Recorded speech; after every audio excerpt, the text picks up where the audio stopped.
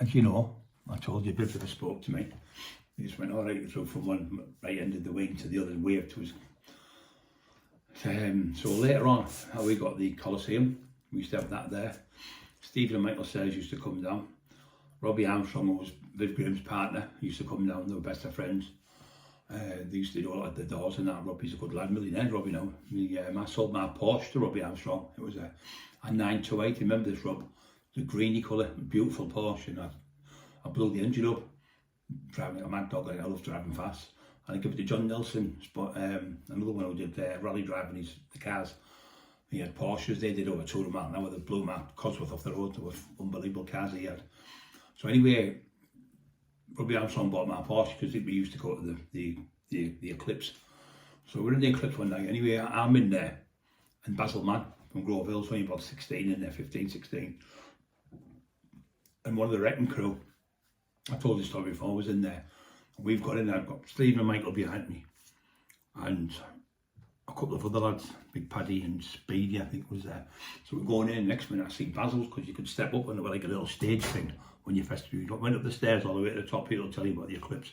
Coming on the top, and on the right you could go in, you could sit on the stage, or you could stand on it, but there was a fighting on top of the stage.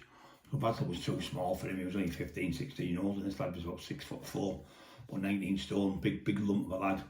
So I've smashed him across the face with a slap, just palmed my hand and I've hit him, and I've broken his jaw's gone from there like that, and snapped down there right through, and his teeth are coming through. His mouth split up here. Kev Kilty was there, and fucking state of him, because he come down the stairs out when I hit him. Nobody joined in, nobody hit him. And he went down the stairs. There was a big queue all the way up the stairs of people standing. He's going down. Kev was in the queue. He went, "What the fuck's done that?" He went, his girlfriend, "Oh, Brian Cox just jumped. There were 3 lads, 3, 4, 5, 6 lads." Went, "Wait a minute, it was 3, 4, 5, 6 now." I went, "No, I deserved it." He said, "Brian," he was going up in his mouth, and his teeth were sticking out. It was the worst. Kevin Kilty said, who worked the door for years, 30 odd, 40 years, worked the door, Kevin.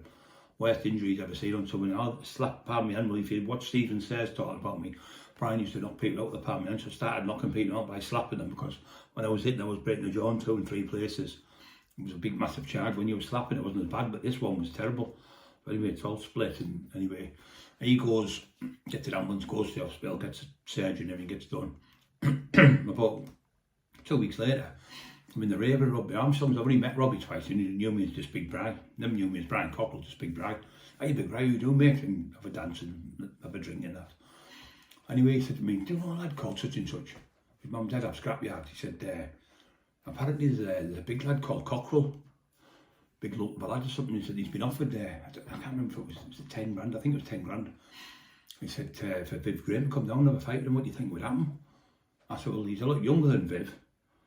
He's a lot stronger than Viv, and he's a lot bigger than Viv." He said, "Who the fuck is he like, Brian?" I went, "I'm Brian Cochran." "You're fucking joking me." He said, "You're the youngest, Big Brian." So he told me the story. He said, well, we'll have this off here. We'll have it off." He rubbed his hands and that. So we were going to get 10 grand off them, and we were going to split it, give Robbie 2 grand, means Viv would get 4 grand each.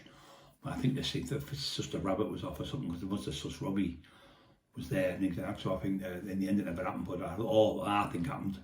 Their ass have gone thinking, Cockle's going to come back. What if he beats him? What if he beats Viv Graham? And then he comes full of luck for us again. He's going to notice us. So that was the thing that really happened. Robbie Armstrong couldn't prove this 100%.